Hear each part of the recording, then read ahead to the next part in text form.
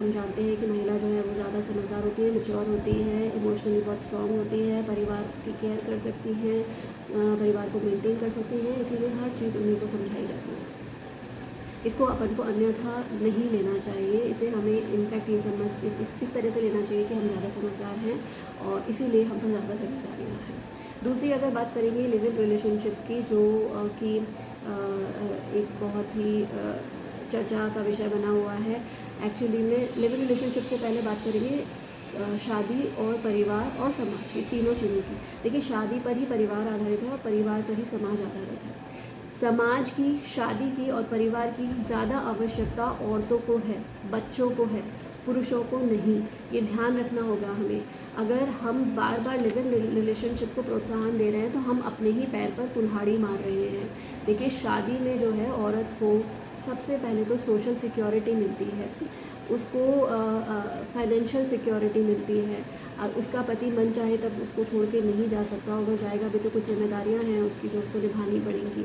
लेकिन live in relationship में ऐसा कुछ नहीं होता है। उसमें शादी के अंदर आदमी के ऊपर सोशल प्रेशर भी रहता है कि उसे अपने परिवार की, अपने बच्चे की और अपनी बीवी की रक्षा करनी है, उनको पालना पोसना है, उनका ध्यान रखना है। लेकिन लिव इन रिलेशनशिप में ऐसी कोई जिम्मेदारी आदमी के ऊपर नहीं होती है, सोशली उसके ऊपर कोई प्रेशर नहीं होता, पारिवारिक उस पर कोई प्रेशर नहीं होता। वो जब चाहे उस रिलेशनशिप में आता है और जब चाहे आपको छोड़ के जा सकता है।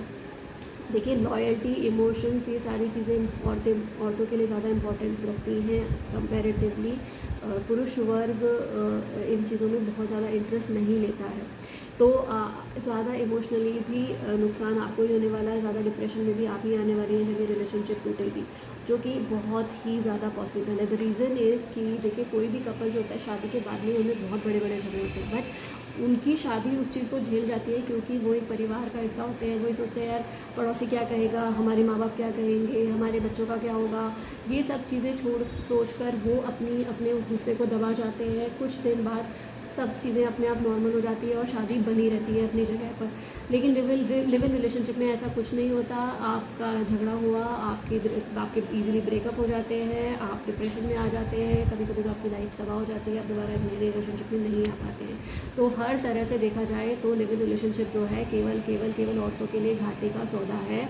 अगर आप इस चीज़ को नहीं समझ रही हैं तो मैं बुरा न मानिए, लेकिन इसे आपकी मूर्खता ही समझूंगी। प्रेमानंद जी जैसे गुरु जो हमारे को बोल रहे हैं, वो हमारी भलाई के लिए, समाज की भलाई के लिए बोल रहे हैं। और समाज की ज़्यादा ज़रूरत, याद रखिए, औरतों को है, आपको है। पुरुष को इसकी कोई बहुत ज़्यादा आवश्यकता नहीं है। पुरुष हमेशा से आज़ादी ढूंढता है और उसे आज़ादी लिव इन रिलेशनशिप्स में मिल रही है। अगर किसी का नुकसान हो रहा है तो वो आपका हो रहा है, तो समझदारी